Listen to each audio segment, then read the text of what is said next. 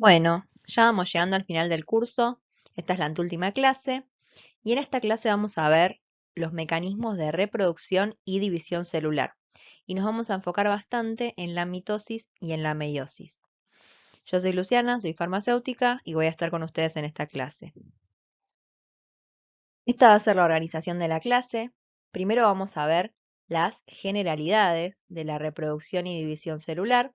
Después vamos a ver un poquito la división celular procariota y después nos vamos a meter de lleno en la división celular eucariota. Primero vamos a ver el ciclo celular y la mitosis y después vamos a ver la meiosis.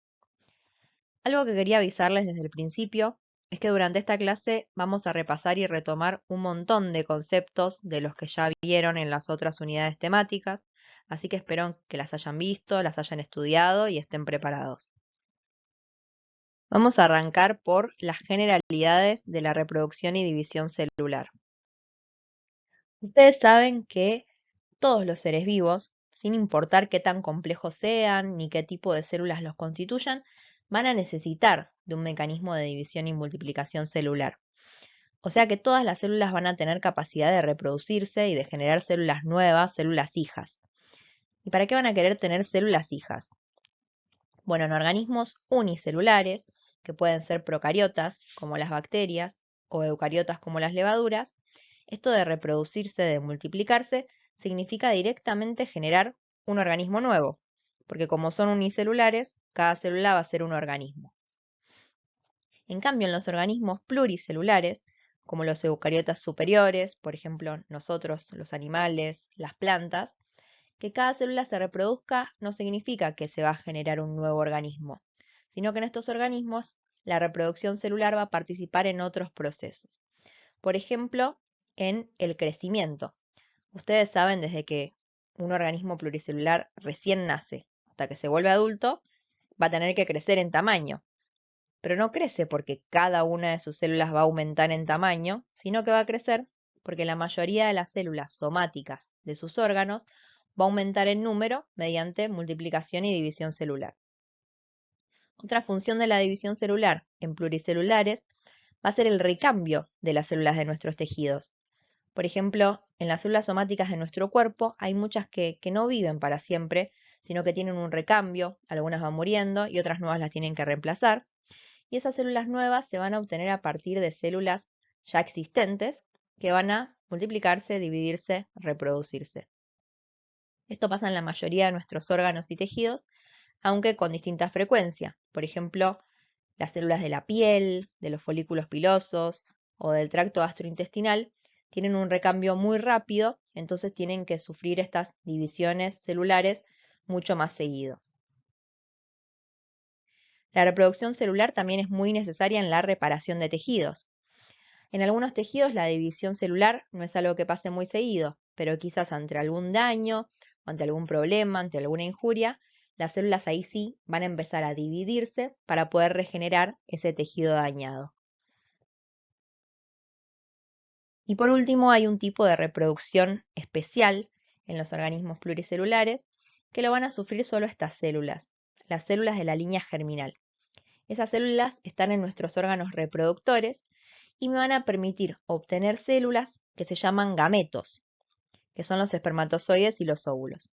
Y esos gametos, cuando se unan entre ellos, me van a permitir ahí sí obtener nuevos organismos pluricelulares. Acá introducimos dos definiciones nuevas. Las células germinales son las células que dan lugar a los gametos y están en los órganos reproductores, mientras que las células somáticas serían todo el resto, o sea, todas las células que forman parte de nuestros tejidos, pero que no dan lugar a gametos. Bueno, más allá de todas sus diferencias, las células de cualquier organismo, ya sea eucariota, procariota, comparten que para reproducirse y obtener células hijas, tienen que pasar por dos procesos. Primero, tienen que duplicar su DNA y su contenido citoplasmático. Este proceso de duplicar su DNA se llama replicación del DNA y todo el mecanismo que está involucrado en esta replicación del DNA lo van a ver en el próximo capítulo de esta unidad temática.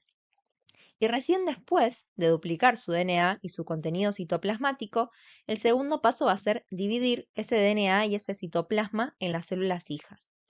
Porque bueno, si no duplicaran su DNA y su contenido citoplasmático, cada vez que se dividan, las células serían más chiquitas y tendrían menos DNA, ¿no?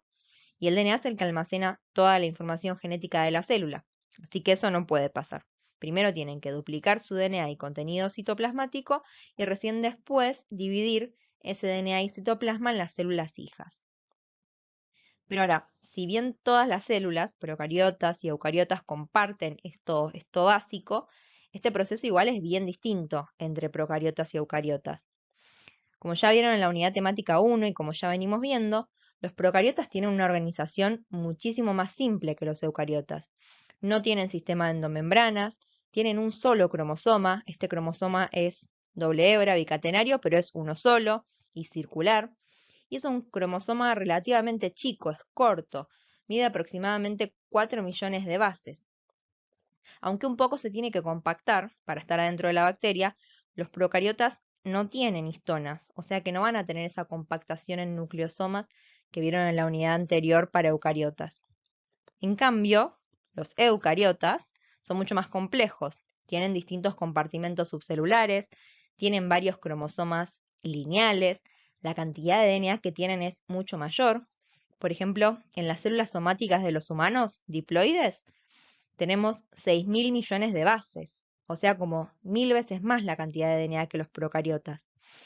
Y además ese DNA lo tenemos compactado alrededor de histonas que forman nucleosomas y estructuras de mayor jerarquía, o sea que es mucho más complejo todo. Así que teniendo en cuenta estas diferencias, obviamente la reproducción va a ser distinta entre organismos eucariotas y procariotas. En procariotas, todo este proceso de duplicar el DNA y contenido citoplasmático y después dividirlo se llama fisión binaria, mientras que en eucariotas todo el proceso este se llama ciclo celular. Y el paso específico de división nuclear y celular, que sería solamente este segundo paso, se llama omitosis o meiosis, dependiendo del tipo celular y del tipo de células que se obtienen al final. Volviendo a la primera diapositiva, quería que ubiquemos cuál de estos procesos pasa en cada una de estas células, mitosis, meiosis o fisión binaria. En los procariotas vamos a tener fisión binaria, acá le puse Fb. En los eucariotas unicelulares vamos a tener ciclo celular con división por mitosis. En eucariotas pluricelulares, para la reparación de tejidos, también vamos a tener ciclo celular con división por mitosis. Para el crecimiento de organismos y recambio de células, lo mismo. Para el crecimiento de una célula ya fecundada, después de la fecundación, para lograr un feto o un bebé, también vamos a tener ciclo celular con división por mitosis. Y las únicas células que sufren división por meiosis son las células de la línea germinal de eucariotas pluricelulares, para generar, bueno, los gametos, los espermatozoides y los óvulos. En esta clase entonces vamos a ver solo muy por arriba la fisión binaria de los procariotas, para que lo sepan, pero en lo que nos vamos a enfocar fundamentalmente es en los mecanismos de reproducción celular de eucariotas. Bueno, arrancamos con la fisión binaria, que sería la reproducción celular de los procariotas. Bueno, como venimos diciendo, los procariotas tienen un único cromosoma circular y relativamente chico. Este cromosoma en general se encuentra en contacto con la membrana plasmática, porque bueno, no tienen núcleo, no tienen el sistema de endomembranas, así que el cromosoma se encuentra en el citoplasma y con algún punto de contacto con la membrana plasmática. Lo primero que pasa en la fisión binaria, como ya dijimos para cualquier célula, es que el DNA se duplica.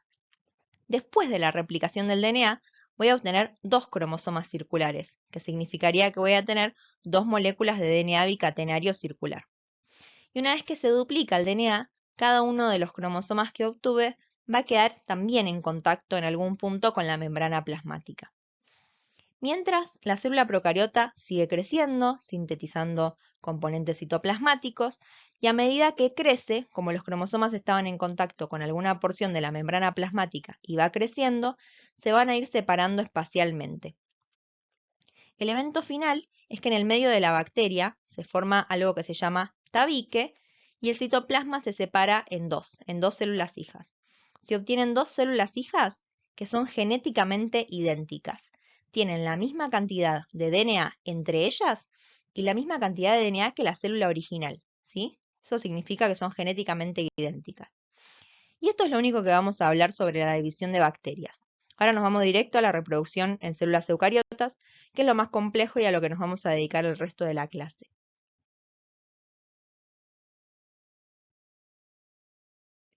Bueno, como mencionamos, la célula eucariota es mucho más compleja.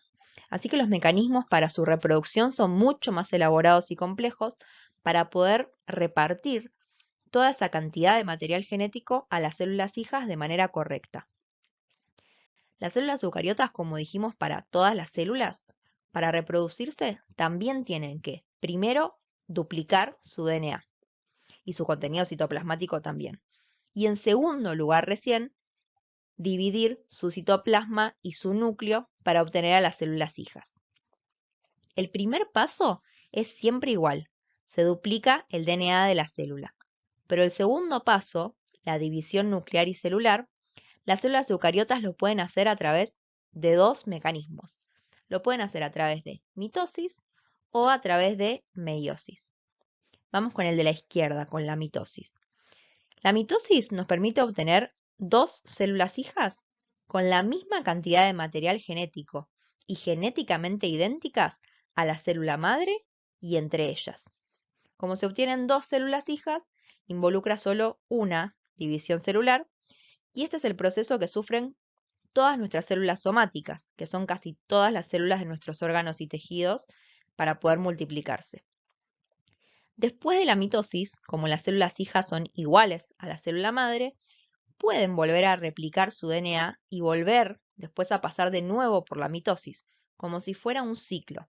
Entonces, por eso se dice que esto es el ciclo celular, todo este proceso, y la mitosis es la división celular dentro del ciclo celular. La meiosis, en cambio, me permite obtener 4 células hijas y estas células hijas son genéticamente distintas entre ellas y tienen la mitad de material genético que la célula madre. Como se obtienen 4 células hijas a partir de una, va a tener que involucrar 2 divisiones celulares, que se van a llamar meiosis 1 y meiosis 2. Y como dijimos, este proceso lo sufren solo las células germinales de nuestro cuerpo, que son las que están en los órganos reproductores, y las células hijas que voy a obtener se van a llamar gametos.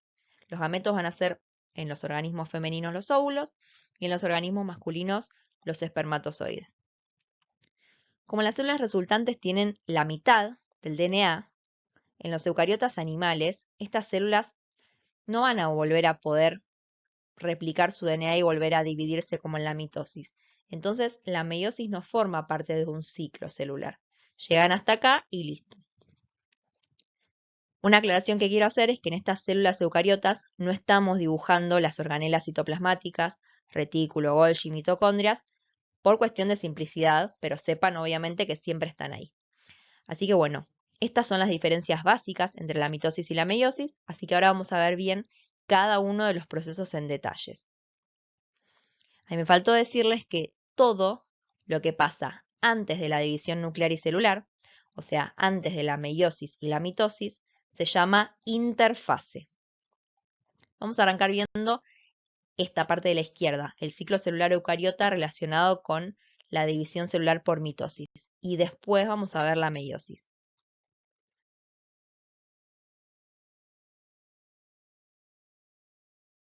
El ciclo celular eucariota que les nombré va a tener 4 fases. Cada vez que el ciclo se complete, nos va a permitir obtener a partir de una célula madre 2 células hijas genéticamente idénticas.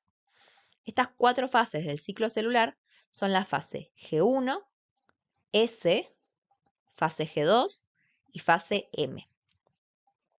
Como dijimos y vamos a seguir diciendo, todas las células para reproducirse primero tienen que duplicar su DNA y después dividirlo en 2 núcleos y su citoplasma dividirlo en 2 células hijas.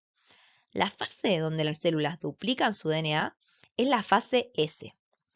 S viene de síntesis de DNA.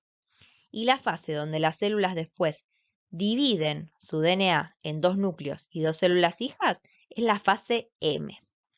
A su vez, adentro de la fase M, la parte de dividir el núcleo, la división nuclear, se llama mitosis. Y la división del citoplasma se llama citocinesis. Y entre estas dos fases tan importantes de síntesis de DNA y división nuclear y celular, existen dos fases G, G1 y G2. G viene de la palabra gap en inglés, que es espacio. Son fases espaciadoras, vendrían a ser, pero no por ese nombre son menos importantes. Son fases donde la célula crece en tamaño y monitorea que esté todo saliendo bien antes de estos eventos tan importantes. Por ejemplo, en G1 va a monitorear que esté todo en orden antes de replicar su DNA. Y en la fase G2 va a chequear que esté todo bien también antes de realizar la división celular. Porque si no, obtendríamos una replicación con errores, una replicación aberrante, una replicación que no tiene que ser, o una división nuclear y celular que tampoco tiene que ser si no está todo bien. Algunas aclaraciones importantes es que, como les dije, todo lo que ocurre antes de la división nuclear y celular propiamente dicha, que sería la fase M, le vamos a llamar interfase. O sea que la fase G1, la fase S y la fase G2, esas tres fases van a ser la interfase. Otra aclaración es que la duración de todo este ciclo, que una célula complete todo el ciclo y se obtengan dos células hijas, es distinta en las distintas células de nuestro cuerpo y entre distintos organismos. Por ejemplo, para alguna célula humana que se divide rápido, el ciclo celular entero se completa más o menos cada 24 horas. Pero hay algunas que tardan más, otras que tardan menos, y hay otras que no se dividen nunca. Por ejemplo, las células de nuestra piel se dividen bastante seguido, las células musculares tardan muchísimo más, y otras células como las de la córnea, por ejemplo, no tienen capacidad de dividirse. Otra cosa importante es que esto está dibujado así a propósito, con esta longitud a propósito. La fase más larga de todas suele ser la G1. La célula está ahí, se mantiene ahí en G1 creciendo, monitoreando, más o menos entre el 40 y el 50% del tiempo que tarda en completar el ciclo. Después en longitud le sigue la S, en la cual la célula está aproximadamente el 30% del ciclo. Después en la G2, en la que pasa más o menos el 15% de todo el tiempo que pasa en el ciclo. Y la M es la fase más corta de todas. Van a ver que es la más compleja, pero en duración es la más corta. Más o menos la célula pasa ahí solamente el 5% del tiempo que está en el ciclo. Y la última aclaración es que eh, como verán, el proceso de reproducción celular eucariota se llama ciclo celular y la mitosis solo es un pasito adentro del ciclo celular. Es solo el pasito donde el material genético se divide en dos núcleos. Entonces, como la mitosis solo es un paso adentro del ciclo, la idea es que no los usen como sinónimos. Todo el proceso de reproducción celular es el ciclo celular. Y la mitosis es un paso adentro del ciclo celular, ¿sí? Bueno, vamos con la fase G1. La primera fase del ciclo celular sería que es parte de la interfase. Durante esta fase, la célula va a crecer en tamaño, porque si no, cuando se divida, las células hijas van a ser más chiquitas y eso no queremos. Por otro lado, va a monitorear sus condiciones intracelulares y extracelulares. En cuanto a sus condiciones intracelulares, ¿qué va a monitorear? Se va a fijar que esté todo bien, principalmente en su DNA.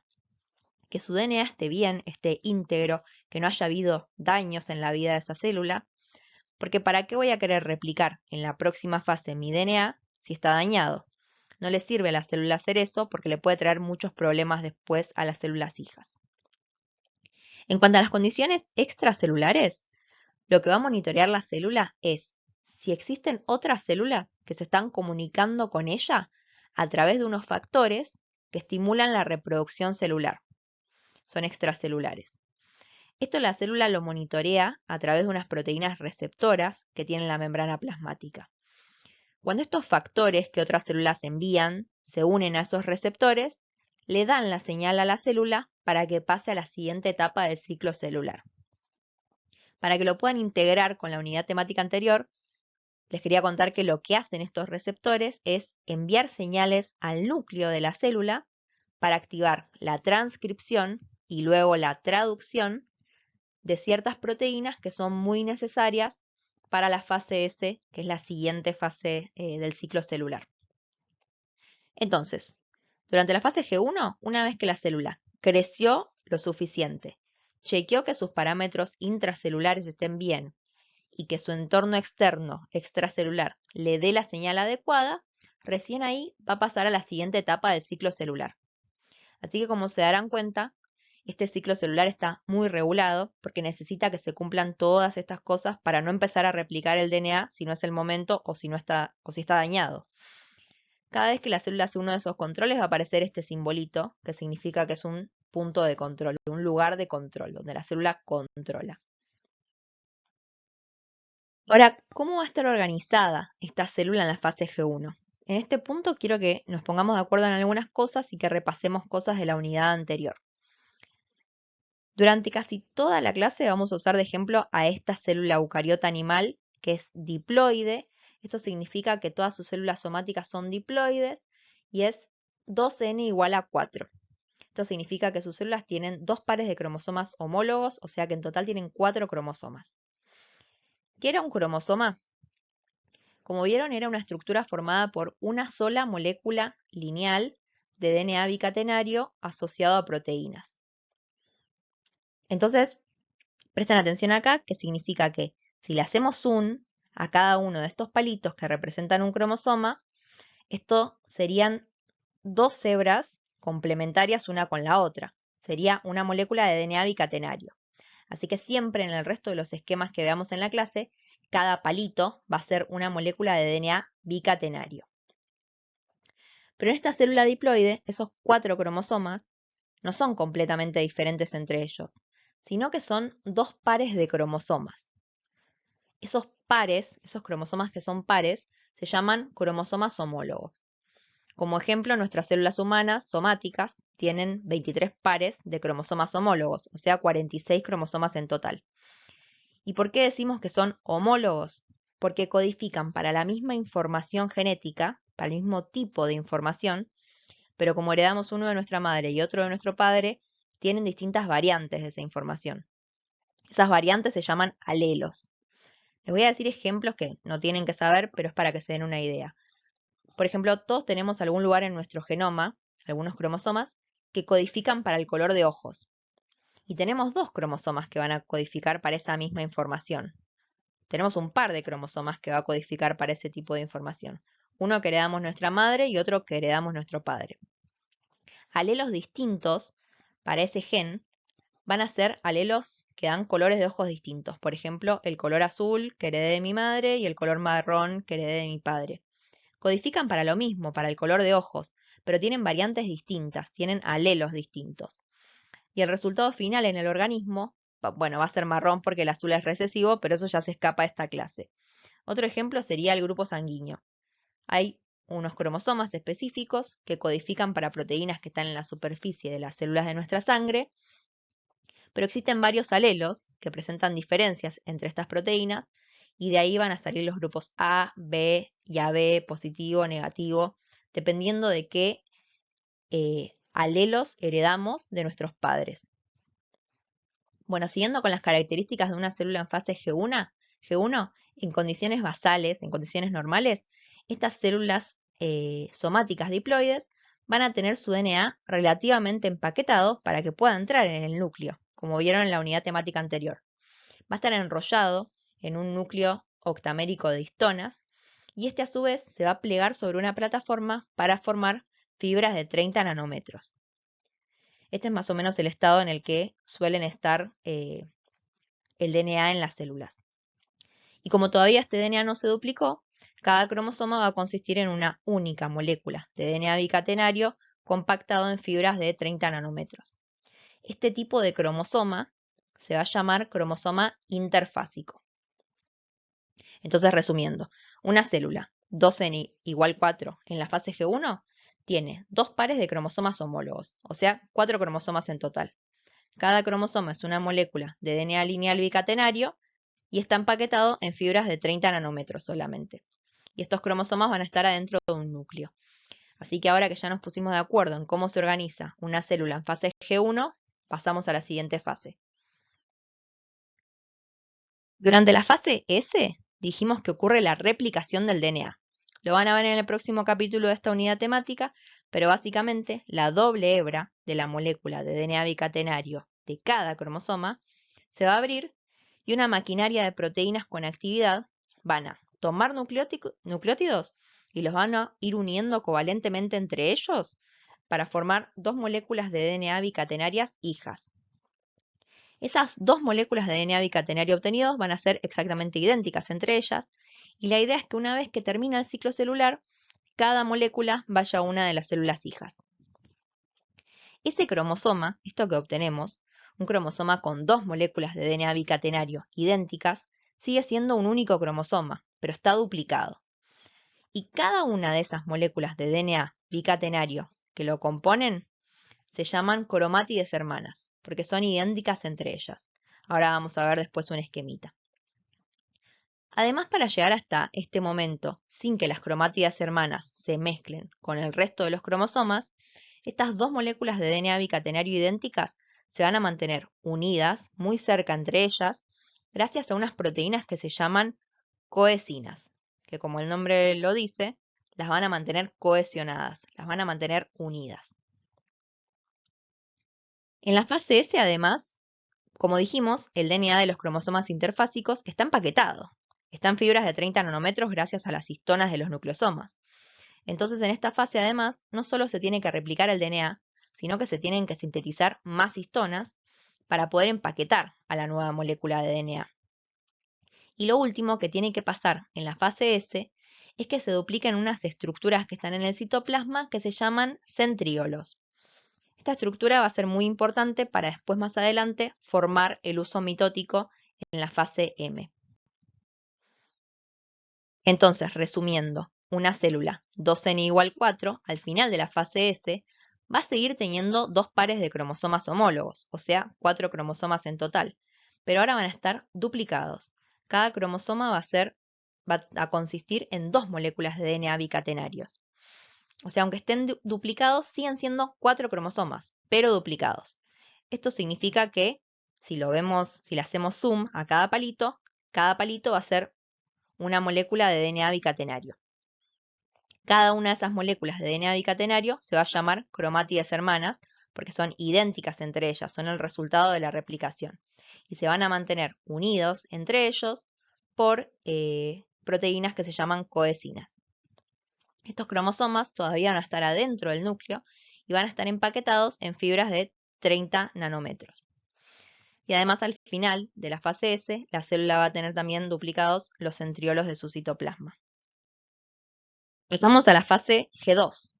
En esta fase la célula va a seguir creciendo un poco en tamaño. Otra cosa que va a hacer va a duplicar la mayoría de sus organelas citoplasmáticas, las que vieron en la unidad temática 3, como por ejemplo el retículo endoplasmático, el aparato de Golgi, las mitocondrias, etc. Y esto es muy importante para que las células hijas tengan las mismas organelas que la célula madre. Además, también va a monitorear sus parámetros celulares.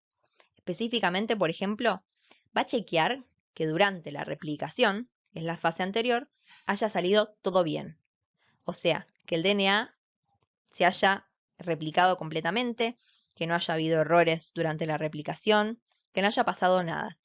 Porque si hubiera salido mal eso, los cromosomas aberrantes, dañados o mal replicados se heredarían a las células hijas y eso traería también muchos problemas. Entonces, si todo está bien, después de la replicación, durante la fase G2, la célula, si todo está bien, va a decidir entrar a la fase M. En la fase M dijimos que ocurre la división del DNA ya replicado en dos núcleos. Esto se llamaba mitosis. Y después ocurría la división citoplasmática en dos células hijas y eso se llamaba citocinesis. La fase M, a pesar de que es la más cortita en tiempo, es la más compleja de todas y pasan una serie de eventos sincronizados muy importantes. Así que para estudiarla mejor, se divide a la mitosis en varias subetapas con eventos muy bien marcados en cada uno. Y estas etapas son profase, metafase, anafase y telofase, y van en ese orden. Y a la citocinesis la dejamos aparte, pero en realidad, temporalmente en la célula, la telofase, la última fase de la mitosis, se superpone con la citocinesis. Entonces, en esta clase los vamos a estudiar así. Primero la profase, la metafase y la anafase como eventos separados, y el último paso sería la telofase con la citocinesis, que temporalmente se superponen y ocurren juntos. Entonces ahora vamos a ver qué pasa en cada una de estas subetapas de la fase M. Arrancamos por la profase de la fase M, de la mitosis. En esta etapa, lo que van a suceder son tres eventos muy importantes. Se condensan más aún los cromosomas, se ensambla el uso mitótico y se desensambla la envoltura nuclear. Vamos a ver para qué pasa cada una de esas cosas y cómo. La condensación del DNA, vamos primero. Al final de la G2 tengo los cromosomas duplicados, pero como dijimos, están en el estado de compactación de fibra de 30 nanómetros. Imagínense, por ejemplo, el humano, que tiene 46 cromosomas duplicados. O sea, en este momento va a tener 92 moléculas de DNA, compactados solamente en fibras de 30 nanómetros. Es una maraña de DNA, es un lío. Sería muy difícil llevarlo, traccionarlo hacia dos células hijas sin que se enrieden entre ellos o se rompan. Entonces, para evitar eso, la célula algo que hace durante la profase es compactar aún más su DNA. En la profase, las cromátides hermanas van a pasar de estar en fibras de 30 nanómetros a compactarse mucho más sobre sí mismas hasta formar una hebra de 700 nanómetros de ancho. Cada cromátida hermana va a medir esto de ancho, 700 nanómetros. Por lo tanto, cada cromosoma duplicado, que es esto, que tiene dos cromátides hermanas, va a medir 1400 nanómetros de ancho.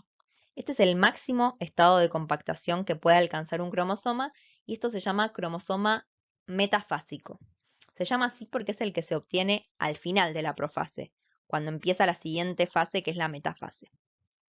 Y este es el cromosoma que uno se suele imaginar cuando le mencionan la palabra cromosomas, ¿no? Este nivel tan alto de compactación entonces va a servirle a la célula para facilitarle la división del material genético a las células hijas y para evitar rupturas y enriedos de ese DNA. Otro suceso que ocurre durante la profase es el ensamblaje del uso mitótico. ¿Y qué es el uso mitótico?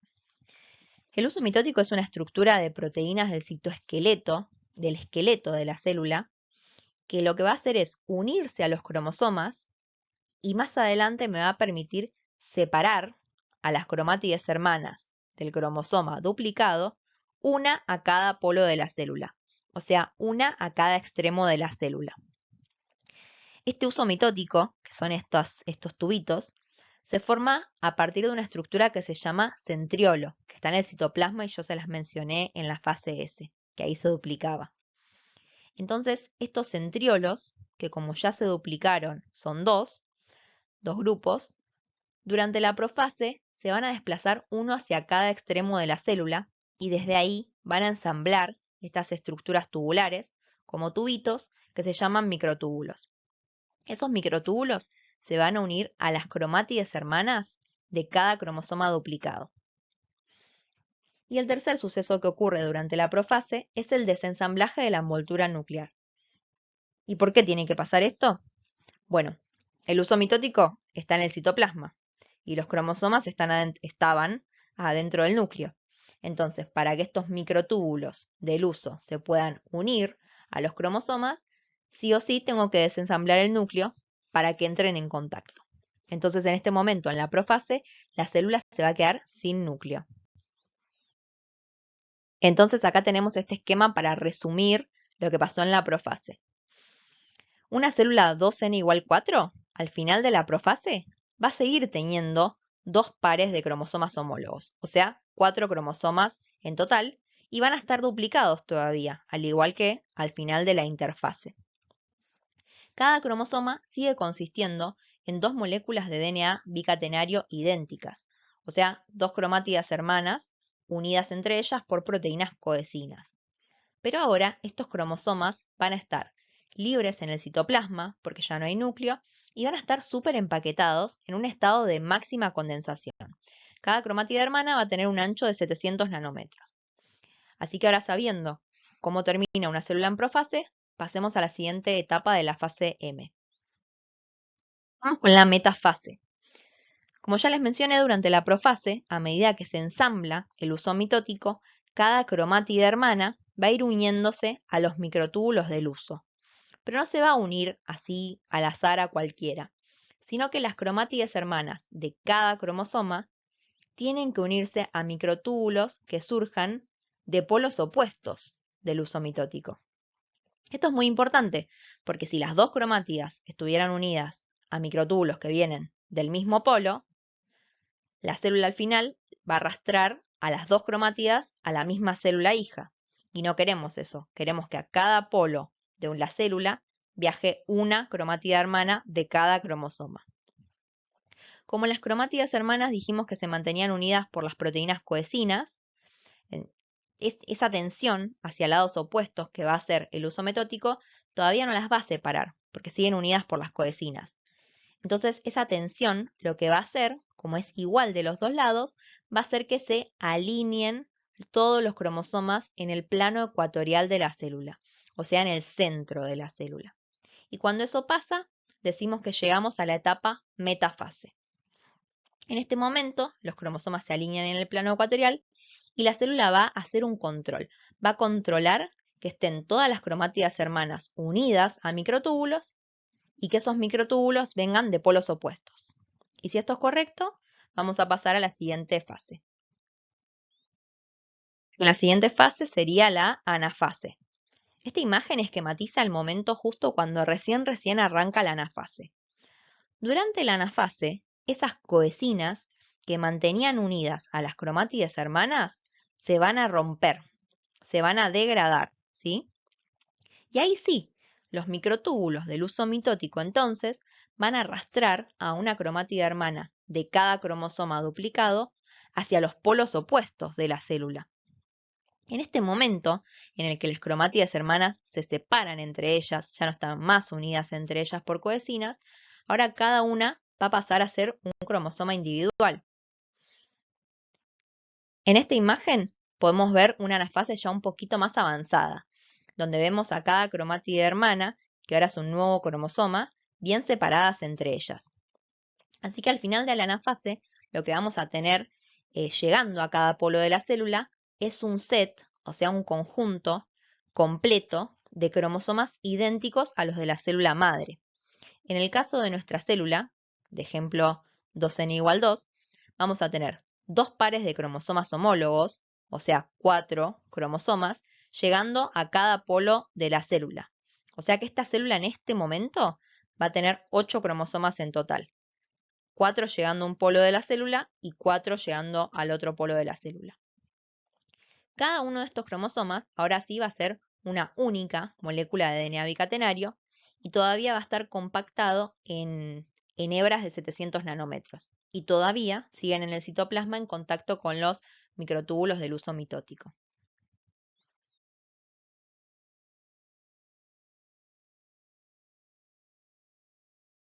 Por último llegamos a la telofase. La telofase yo digo que es la inversa de la profase. Ahora que el uso mitótico ya cumplió con su función, o sea que cada cromátida hermana, que ahora es un cromosoma nuevo, llegó a los polos opuestos de la célula, se va a desensamblar el uso mitótico. Además, alrededor de cada set de nuevos cromosomas se va a volver a ensamblar un núcleo, por lo cual voy a tener dos núcleos, y por último, los cromosomas se van a descondensar de nuevo hasta la fibra de 30 nanómetros. El resultado es que voy a tener dos núcleos nuevos, con dos pares de cromosomas homólogos cada uno, o sea, 4 cromosomas en cada núcleo. Cada cromosoma va a ser una molécula de DNA, una única molécula de DNA bicatenario, compactada en fibras de 30 nanómetros. Y lo último que nos falta es la citocinesis, es decir, la división del citoplasma. Para que el citoplasma se divida, lo que va a pasar es que se forma un anillo contráctil en el medio de la célula, que van a contraer el citoplasma en ese punto, va a hacer que se junten las membranas plasmáticas y eso va a terminar en una división celular del citoplasma. Entonces, de esta forma finalmente obtengo las dos células hijas, genéticamente idénticas a la célula madre y genéticamente idénticas entre ellas. Cada célula hija es diploide. Para nuestro ejemplo, también va a ser 2n igual a 4, o sea que tiene sus cromosomas homólogos de a pares, tiene 2 pares de cromosomas homólogos y 4 cromosomas en total. Cada cromosoma es una única molécula de DNA bicatenario empaquetado en fibras de 30 nanómetros y adentro de un núcleo. Bueno, y acá tenemos una diapositiva como resumen del ciclo celular eucariota con mitosis. Esta diapositiva es para practicar, porque ahora tenemos una célula diploide, pero que es 2n igual a 2. La que veníamos viendo era 2n igual a 4. Así que, como es 2n igual a 2, en la fase G1 vamos a tener un solo par de cromosomas homólogos, o sea, 2 cromosomas en total. Y cada uno va a ser una molécula de DNA bicatenario. En esta fase dijimos que la célula va a crecer y va a monitorear su entorno intra y extracelular. En la fase S va a replicar su DNA, va a duplicar los centriolos y va a sintetizar histonas. Ahora, después de la fase S, voy a tener un par de cromosomas homólogos, o sea, 2 cromosomas en total, pero duplicados, o sea que cada cromosoma va a consistir en 2 moléculas de DNA bicatenario que se llaman cromátides hermanas y que se mantienen unidas entre ellas por proteínas cohesinas. En la fase G2, la célula va a duplicar sus organelas y va a seguir creciendo y va a monitorear sus parámetros celulares para ver que todo esté bien, después de la replicación del DNA y antes de dividirse. Pasamos a la fase M. En la profase dijimos que se iban a condensar los cromosomas hasta máxima condensación, se va a ensamblar el uso mitótico y se va a desensamblar el núcleo. En esta fase, las cromátides hermanas de cada cromosoma se van a ir uniendo a polos opuestos del uso mitótico. En la metafase, los cromosomas se van a alinear en el plano ecuatorial de la célula gracias a la atracción del uso mitótico y se va a chequear que estén correctamente unidas las cromátidas hermanas al uso mitótico. En la anafase se van a romper las cohesinas que mantienen unidas a las cromátidas hermanas y el uso mitótico va a llevarse a cada cromátida hermana hacia polos opuestos de la célula. Y ahora que se separaron, cada cromátida hermana se convierte en un nuevo cromosoma compuesto de una sola molécula de DNA bicatenario. Por último, en la telofase se van a descondensar los cromosomas para volver a hacer fibras de 30 nanómetros, se van a ensamblar los núcleos nuevos y se va a desensamblar el uso mitótico. Por último, va a ocurrir la citocinesis, gracias a la formación de un anillo contráctil que me va a permitir dividir el citoplasma para obtener 2 células hijas diploides con 2n igual a 2, idénticas a la célula madre. Es un proceso súper complejo, pero súper interesante, así que con esta diapositiva de resumen espero que lo hayan entendido, si no lo pueden volver a ver las veces que quieran. Ahora vamos a volver a pasar al siguiente tipo de división celular de eucariotas, vamos a pasar a la meiosis.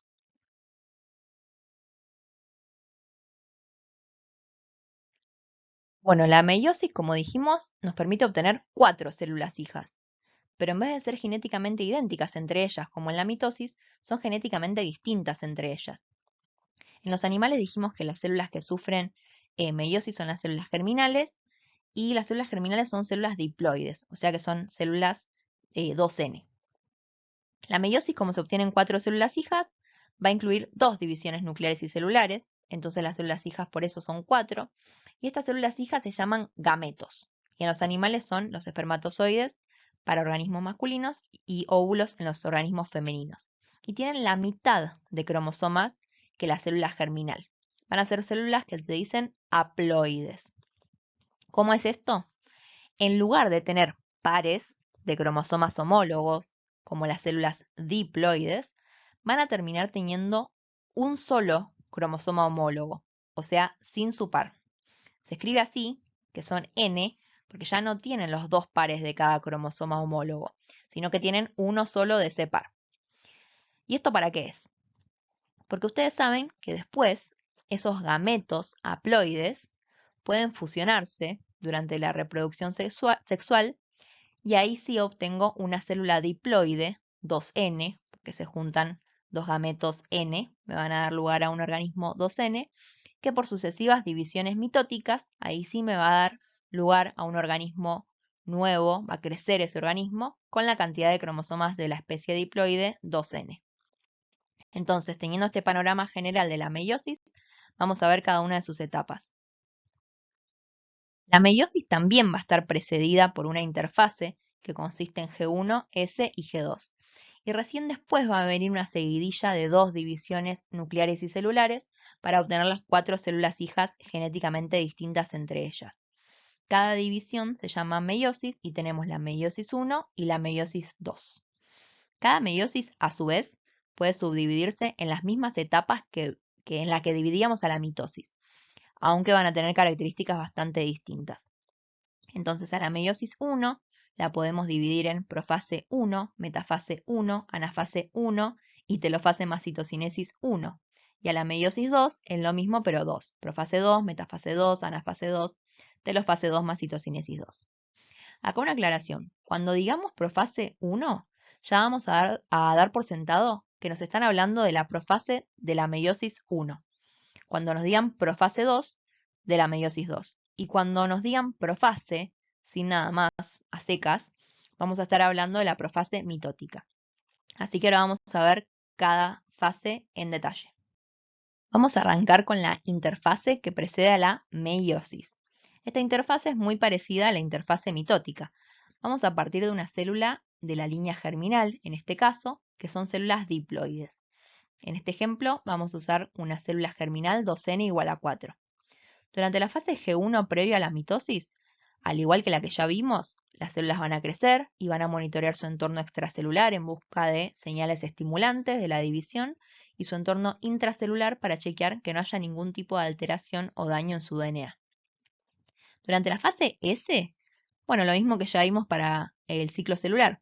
Las células replican su DNA para obtener cromosomas duplicados, cromosomas con 2 moléculas de DNA bicatenario idénticas, o sea, con 2 cromátides hermanas cada cromosoma, que también, al igual que en el ciclo celular para la mitosis, se van a mantener unidas entre ellas por proteínas cohesinas.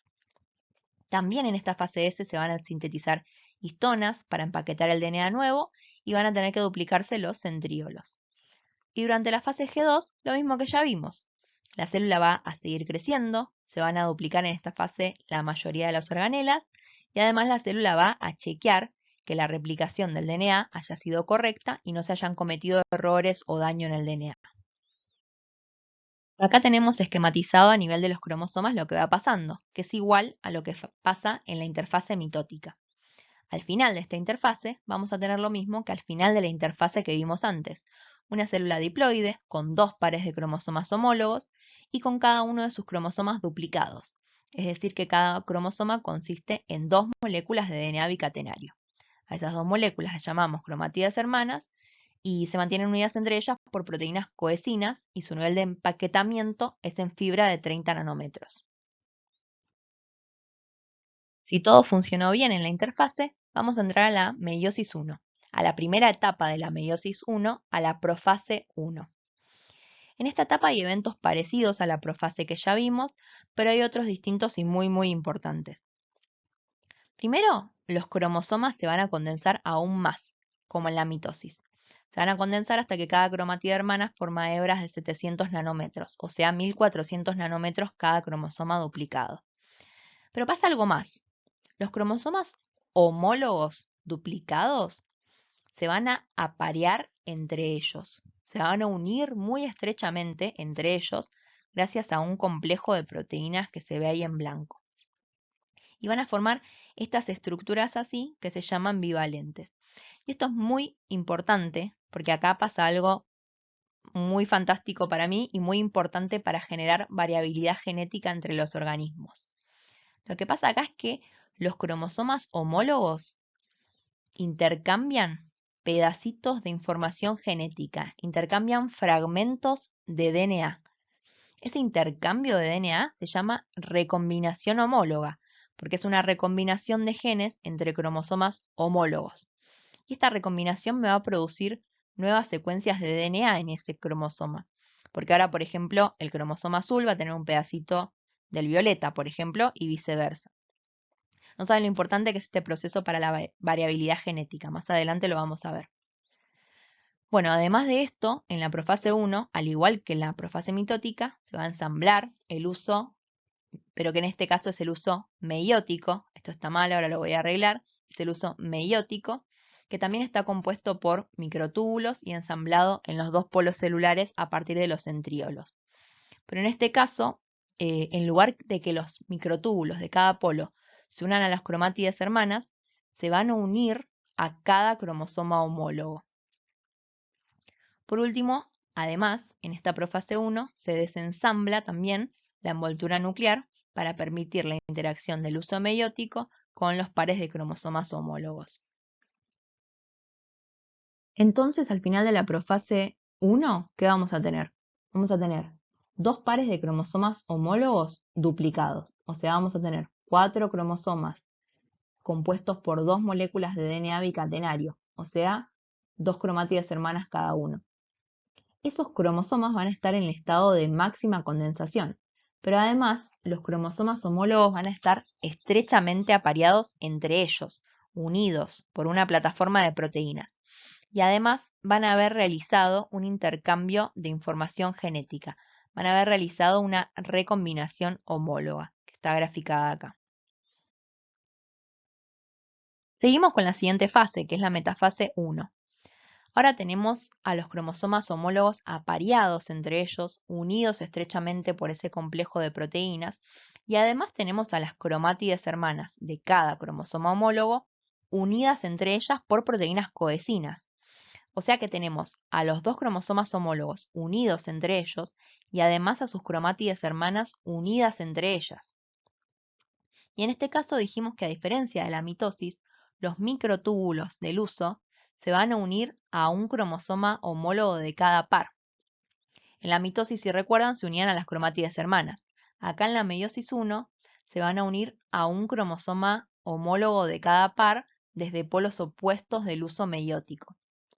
Entonces lo que va a pasar en la metafase 1 es que gracias a la tracción del uso meiótico, lo que se va a alinear en el plano ecuatorial van a ser los cromosomas homólogos apareados, los pares de cromosomas homólogos. Mientras que las cromátides hermanas van a seguir entre ellas unidas por las cohesinas. En este punto, la célula va a hacer un control. Va a chequear también que cada cromosoma homólogo esté unido a un polo del uso meiótico. Si la célula chequeó que cada cromosoma homólogo esté unido a un polo opuesto del uso y que todo esté correcto, vamos a pasar a la anafase 1. En la anafase 1 lo que va a pasar es que se van a romper esas plataformas que mantenían apareados a los cromosomas homólogos. Pero ojo acá, que se van a mantener las cohesinas que tenían a las cromátides hermanas de cada cromosoma unidas. Entonces, gracias a eso, en esta anafase 1 lo que se van a separar son los cromosomas homólogos entre ellos.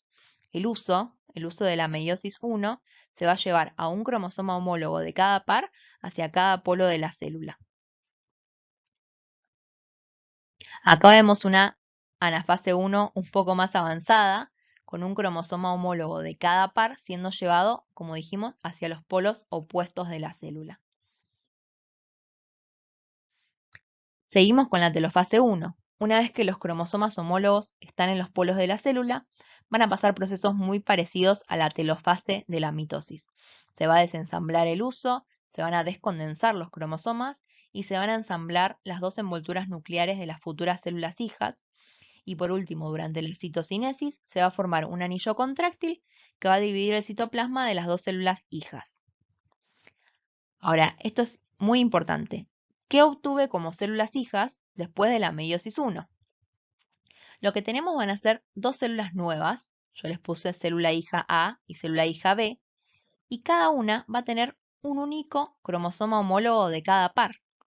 Porque durante la anafase lo que se separaron van a ser los cromosomas homólogos entre ellos. O sea que en cada célula hija voy a tener dos cromosomas en total para esta célula 2n igual 4. Uno solo por cada par de homólogos. Estos cromosomas, además, atravesaron un proceso de recombinación homóloga, eso se ve acá por estos cambios de color, Y en este momento, después de la telofase y citocinesis 1, están menos compactados, están en formas de fibras de 30 nanómetros. Como entonces estas células ya no tienen un par de homólogos, sino que tienen solo un cromosoma homólogo, ya no son diploides, son haploides. No tienen más los cromosomas de a pares homólogos. Por eso se dice que la meiosis reduccional es la meiosis 1, porque es la que me da como resultado ya células haploides. Lo que pasa es que cada cromosoma de estas células haploides todavía está duplicado.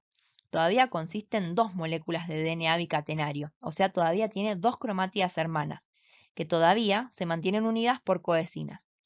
Así que nos queda la meiosis 2 para que ahora cada cromosoma se convierta durante la meiosis 2 en una única molécula de DNA bicatenario.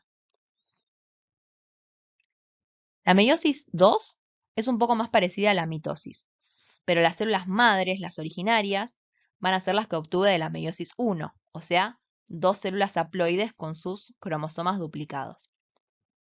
Vamos con la profase 2. ¿Qué va a pasar? Los cromosomas de nuevo se van a condensar aún más, como en la mitosis, y por los mismos motivos.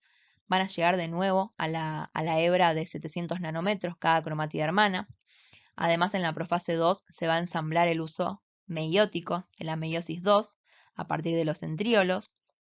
En este caso, al igual que en la mitosis, los microtúbulos de cada polo se van a unir a las cromátides hermanas de cada cromosoma, pero a las cromátides hermanas.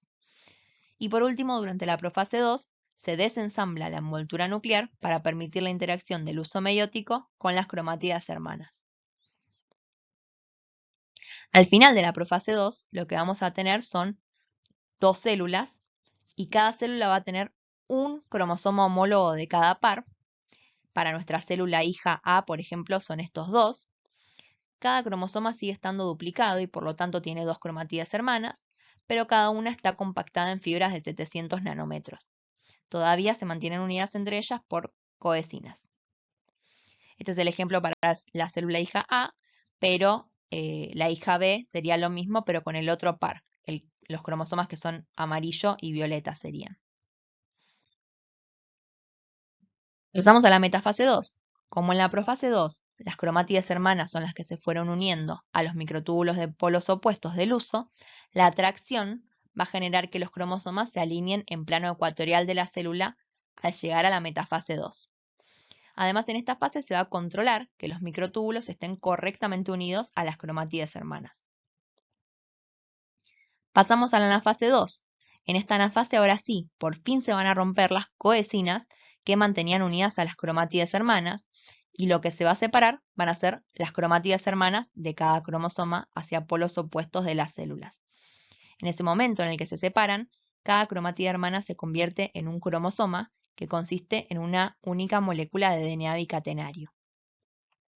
Esto sería una anafase un poco más avanzada, donde vemos a cada cromatida hermana, o sea, a cada nuevo cromosoma, siendo llevada hacia un polo de la célula. Por último, en la telofase 2, los cromosomas van a llegar a los polos de las células y se van a descondensar para volver a ser fibras de 30 nanómetros. Se va a desensamblar el uso meiótico y se van a ensamblar las nuevas envolturas nucleares.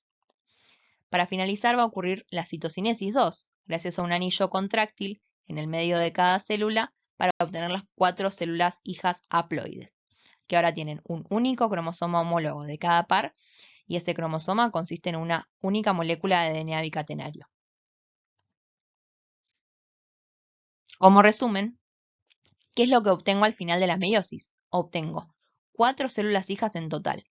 Cada uno en su núcleo tiene un único cromosoma homólogo de cada par en cada núcleo. O sea, para esta célula, cuya célula original era 2n igual a 4, voy a tener dos cromosomas en cada núcleo.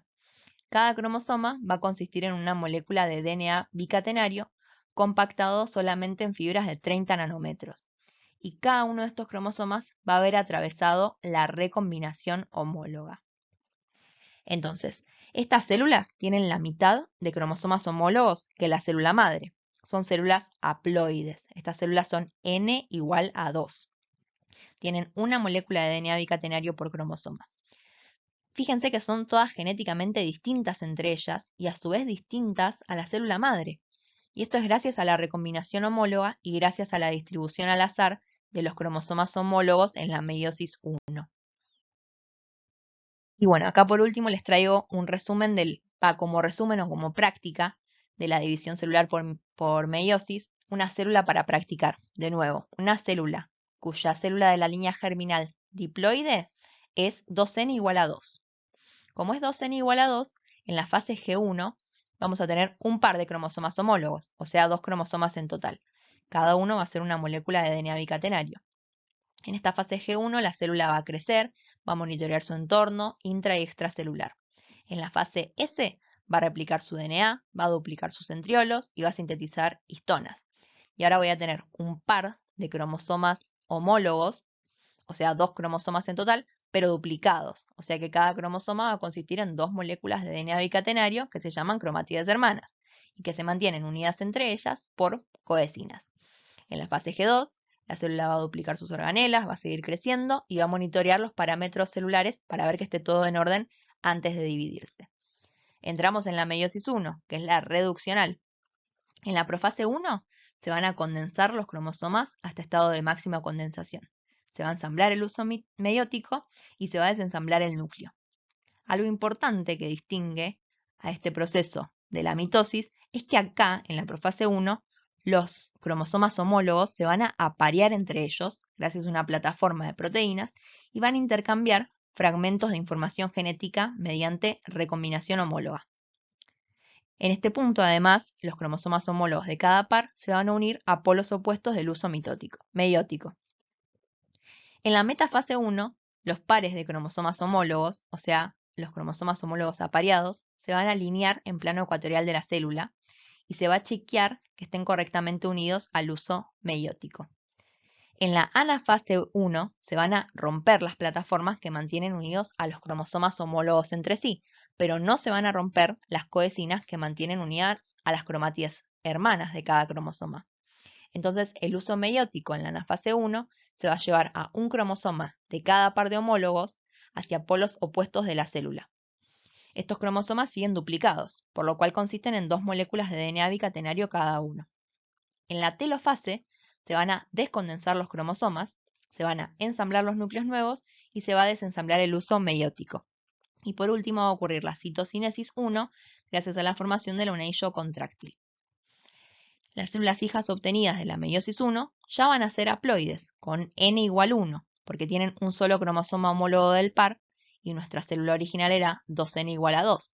Pero todavía cada cromosoma va a estar duplicado. Todavía va a consistir en 2 moléculas de DNA bicatenario. Así que pasamos a la meiosis 2. En la profase 2 se van a condensar los cromosomas hasta máxima condensación. Se va a ensamblar el uso de la meiosis 2 y se van a desensamblar los núcleos. En este punto, las cromátides hermanas de cada cromosoma se van a unir a polos opuestos del uso meiótico.